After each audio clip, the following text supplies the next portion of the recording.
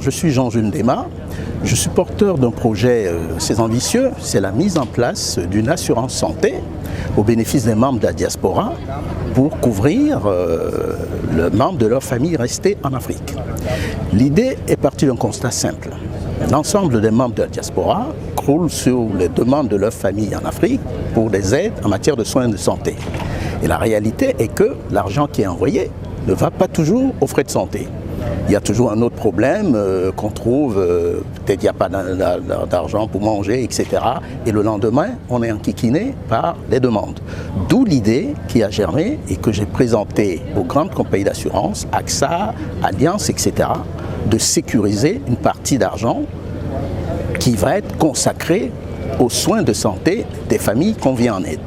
AXA a accepté l'idée et a décidé de l'implémenter sur 3 de ses filiales importantes en Afrique, le Cameroun, le Sénégal et la Côte d'Ivoire. Alors nous allons commencer par le Cameroun, d'où je sors d'ailleurs, qui est mon pays d'origine, et où on a déjà signé un accord de partenariat avec AXA, et il y a un agrément ministériel qui est en cours de signature et qui va sortir dans les jours qui viennent.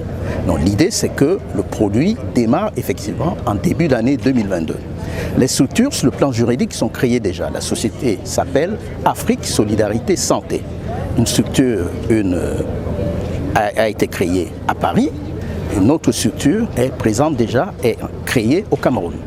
Donc, comment ça fonctionne? Le membre de la diaspora qui veut assurer son parent signe un contrat, souscrit une assurance auprès de nos bureaux à Paris.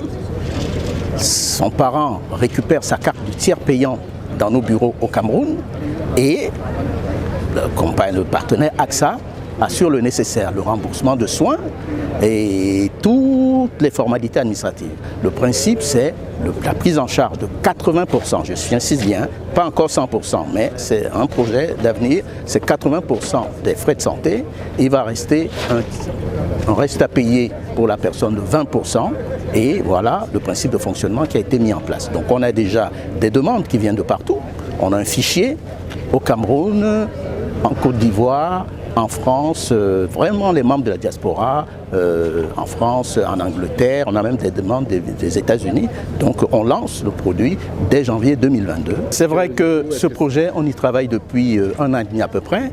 Bon, l'idée c'était qu'on le lance depuis l'année dernière, mais c'est vrai que la situation sanitaire mondiale et particulièrement en Afrique a retardé les choses parce qu'il fallait que moi-même je puisse être sur place, puisse voyager. Ça n'a pas été évident, mais heureusement par les forces de la nature, bon, le fléau, l'épidémie n'a pas fait autant de dégâts qu'on aurait pu le redouter. C'est peut-être à cause du soleil, bon, on ne sait pas, on croise les doigts, mais ça existe toujours, mais les gens ont appris à vivre avec. Mais de toute façon, le projet, malgré la pandémie qui n'est pas encore terminée partout dans le monde, va être lancé. Donc je vous dis, kick-off début 2022.